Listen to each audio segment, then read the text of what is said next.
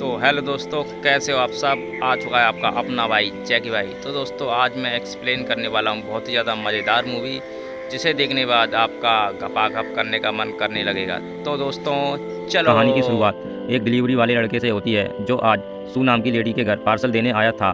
सू को पार्सल देते देते वो कहता है कि मुझे आपकी तस्वीर खींचनी पड़ेगी क्योंकि यह कंपनी की पॉलिसी है। यह झूठ बोलकर वो सू की तस्वीर लेता है और फिर उसे पार्सल देता है। लड़का मन ही मन सू को चाहता था। सू पार्सल लेकर अंदर आती है। वो पार्सल को एक जगह रखकर नहाने की तैयारी करने लगती है। कुछ ही देर बाद रात हो गई। सू ने अपने पति के लिए खाना लगा दिया था और वो उसी से फ़ोन पर बात कर रही थी। जल्द ही सू का पति ली भी घर आ जाता है। दोनों की आज शादी की सालगिरह थी, इसलिए ली सू के लिए तोहफा लेकर आया था। सू ने भी ली के लिए तोहफा खरीदा था और ली को उसका तोहफा काफ़ी पसंद आता है। एक दूसरे को तोहफे देने के बाद दोनों खाना खाते हैं और फिर एक दूसरे का पानी निकालने लगते हैं। अगले दिन सू एक कैफ़े में थी और उसकी दोस्त उससे बातें कर रही थी। बातों बातों में उसकी दोस्त उससे पूछती है कि तुम्हारी शादी को 7 साल हो गए लेकिन तुम अभी तक माँ क्यों नहीं बनी। सू उसे बताती है कि मैंने और ली ने काफ़ी कोशिश की है लेकिन पता नहीं मैं माँ क्यों नहीं बन रही। हमने सभी टेस्ट भी करवा लिए हैं और सभी टेस्ट भी नॉर्मल हैं। सारी बातें सुनकर सू की दोस्त उसे हौसला देती है कि अगर सारे टेस्ट ठीक हैं तो तुम जल्दी ही माँ बन जाओगी। इसके बाद दोनों कॉफ़ी पीती हैं और फिर अपने अपने घर चली जाती हैं। दूसरी तरफ माया नाम की लड़की एक मॉडल की तस्वीरें खींच रही थी। माया सू की कजन बहन थी। तस्वीरें खींचकर वो सू को फ़ोन करती है। उधर सू घर के काम कर रही थी और रिंग सुनकर वो फ़ोन उठाती है। दोनों बहनों में ज़्यादा बनती नहीं थी, इसलिए माया का फ़ोन देखकर सू ज़्यादा खुश नहीं होती। माया एक फ़ोटोग्राफ़र थी और वो 1 महीने के लिए सू के शहर आने वाली थी। वो सू के शहर में आकर उसके साथ रहना चाहती थी। शुरू में तो सू उसकी बात नहीं मानती, लेकिन माया के बार बार कहने पर वो उसे अपने घर में रहने की परमिशन दे देती है। माया का फ़ोन कटते ही सू को उल्टी आती है। उसको उल्टी इसलिए आई थी क्योंकि वह पेट से हो गई थी। रात को सू जब यह बात ली को बताती है तो वह भी बेहद खुश हो जाता है। दोनों की ज़िंदगी में सिर्फ एक बच्चे की कमी थी और यह कमी भी अब जल्द पूरी होने वाली थी। कुछ ही दिनों बाद दोनों एक डॉक्टर के पास बैठे थे। सू की स्कैन हो गई थी और उसे देखकर डॉक्टर उससे कहती है कि तुम्हारे गर्भ में जो बच्चा पल रहा है वो तुम्हारे गर्भ से बाहर है और वह कभी भी मर सकता है। अगर मैंने तुम्हारी सफाई नहीं की तो तुम्हारी जान खतरे में पड़ सकती है। डॉक्टर की बात सुनकर दोनों बेहद दुखी हो गए और दुखी मन से सफाई के लिए मान जाते हैं। सफाई के बाद दोनों घर पहुंच जाते हैं। सू को दुखी देखकर ली उसे हौसला देता है कि जल्द ही सब कुछ ठीक हो जाएगा।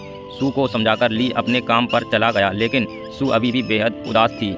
ली के जाते ही माया दरवाजे पर आती है। उसकी आवाज़ पहचान कर सू दरवाज़ा खोलती है, जिसके बाद माया तस्वीरें खींचती खींचती अंदर आती है। सू अभी भी उदास थी, इसलिए माया उससे उदासी का कारण पूछती है। सू उससे झूठ बोलती है कि मेरी तबीयत खराब है। इतना कहकर वो माया को उसका कमरा दिखाती है। रात को माया नहाकर अपने बदन पर क्रीम लगा रही थी। इसी बीच ली घर आ जाता है और वो गलती से माया को सू समझ लेता है। वो जैसे ही माया को पीछे से पकड़ता है तो उसे अपनी गलती का एहसास हो जाता है। इसी बीच सू भी जख्मी होकर दोनों के पास आती है। उसके हाथ में एक छोटी सी चोट लग गई थी। ली को चोट दिखाते दिखाते वो उसे माया के बारे में बताती है, जिसके बाद ली माया से हाथ मिलाता है। सू ली को माया के बारे में बताना भूल गई थी, इसलिए ली गलती से माया को सू समझ बैठा था। अगली सुबह जब ली काम पर जाने लगा तो घर के बाहर उसे माया नज़र आती है। माया की जवानी देखकर वो गर्म हो गया। उसका दिल तो कर रहा था कि अभी माया को पकड़कर उसकी गुफा में धमाके कर डाले, लेकिन वह जल्द ही खुद को संभाल कर काम पर चला जाता है। ली के जाने के बाद माया सू के लिए नाश्ता बनाती है। सू उसे काम करने से रोकती है क्योंकि वो उसकी मेहमान थी। माया उसे समझाती है कि मुझे घर के काम करना पसंद है, इसलिए मैं घर के कामों में तुम्हारी मदद करूंगी।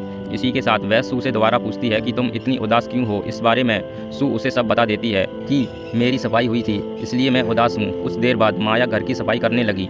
सू उसे फिर से रोकने की कोशिश करती है और इसी बीच दोनों लड़कियां गिर जाती हैं। दोनों एक दूसरे के ऊपर थीं, इसलिए दोनों गर्म हो गई थी, मगर जल्द ही दोनों खुद को संभालकर फिर से काम पर लग जाती हैं। कुछ देर बाद माया सू को नई ड्रेस देकर कहती है कि मैं तुम्हारी तस्वीरें खींचना चाहती हूँ, इससे तुम्हारी उदासी भी दूर हो जाएगी और तुम्हें अच्छा भी लगेगा। इतना कहकर वो सू को ड्रेस देती है और फिर उसे चेंज करने भेज देती है। सू के जाते ही वो दोनों गिलासों में दारू डालने लगती है। एक गिलास उसने खुद के लिए तैयार किया था और एक सू के लिए। जल्द ही सू नई ड्रेस पहनकर उसके सामने आती है। माया जल्दी जल्दी उसकी तस्वीरें खींचने लगती है। सू की जवानी देखकर माया भी गर्म हो गई। तस्वीरें खींचने के बाद दोनों दारू पीती हैं और दारू पीते पीते एक दूसरे का पानी निकालने लग जाती हैं। थोड़ी ही देर बाद रात हो गई। ली भी घर आ चुका था, इसलिए तीनों मिलकर खाना खाने लगते हैं। खाना खाते खाते सू ली को सब बताती है कि आज माया ने मेरी तस्वीरें खींची। उसने ली को तस्वीरों के बारे में तो बता दिया था, लेकिन वह यह नहीं बताती कि माया ने उसका पानी भी निकाला था। खाने के बाद ली और सू अपने कमरे में आते हैं और एक दूसरे का पानी निकालने लग जाते हैं। उसके बाद ली सू से पूछता है कि माया हमारे घर से कब जा रही है, क्योंकि उसके कारण हमारी प्राइवेसी ख़त्म हो रही है। ली की बात सुनकर सू उदास हो गई, क्योंकि उसे माया के साथ मज़ा आने लगा था।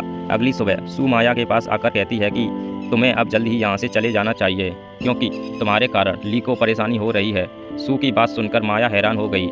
उसे लगने लगा कि शायद ली को पता चल गया है कि उसने सू का पानी निकाला है। सू उसे समझाती है कि ली को हमारे बारे में कुछ पता नहीं चला। असल में पहले हम दोनों घर के किसी भी हिस्से में शुरू हो जाते थे, लेकिन तुम्हारे आने के कारण ली ऐसा नहीं कर सकता, इसलिए उसे तुमसे परेशानी हो रही है। सू की बात सुनकर माया कहती है कि मैं जल्द ही यहाँ से चली जाऊँगी। इसके बाद वो सू को चूमने लगती है और दोनों फिर से अपनी प्यास बुझाने लग जाती हैं। रात को माया जब अपने कमरे में थी तो ली उसके पास आता है। सू बाजार में राशन खरीदने गई हुई थी। ली माया के पास आकर कहता है कि मुझे पता है कि तुम मेरी बीवी को बिगाड़ रही हो, इसलिए तुम्हें मेरे घर से चले जाना चाहिए। ली की बात सुनकर माया हैरान हो गई। दरअसल माया जब सू की तस्वीरें खींचती खींचती उसका पानी निकालने लगी थी, तब ली किसी काम से घर आया था और उसने दोनों को साथ में देख लिया था। उसने उसी रात सू से जानबूझकर कहा था कि माया के कारण उसे परेशानी हो रही है।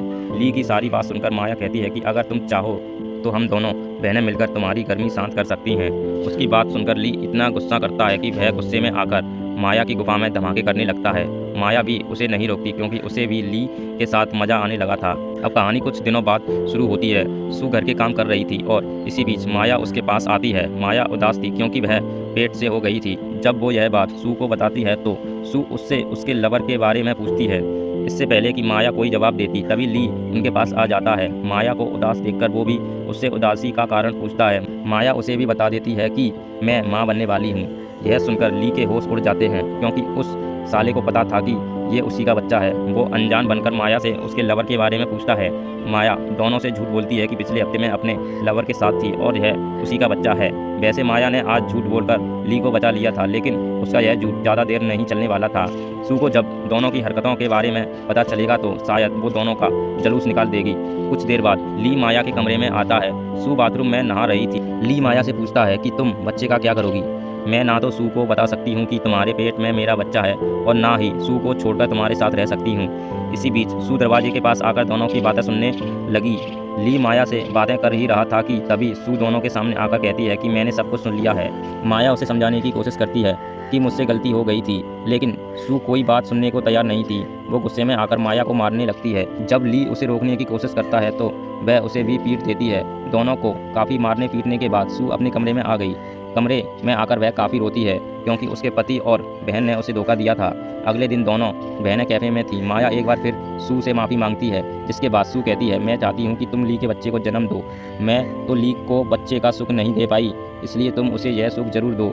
सू की बात सुनकर माया उससे वादा करती है कि मैं ली के बच्चे को जरूर जन्म दूंगी। कहानी के आखिर में माया अपने शहर वापस चली जाती है, क्योंकि वह वहीं पर बच्चे को जन्म देना चाहती थी। इसी के साथ इस कहानी का यहीं अंत हो जाता है। हमारी वीडियो देखने के लिए बहुत बहुत धन्यवाद। अगर आप ऐसे ही वीडियोस के दीवाने हैं तो प्लीज़ मेरे चैनल को ज़रूर सब्सक्राइब करें। मिलते हैं अगली वीडियो में, तब तक के लिए नमस्कार।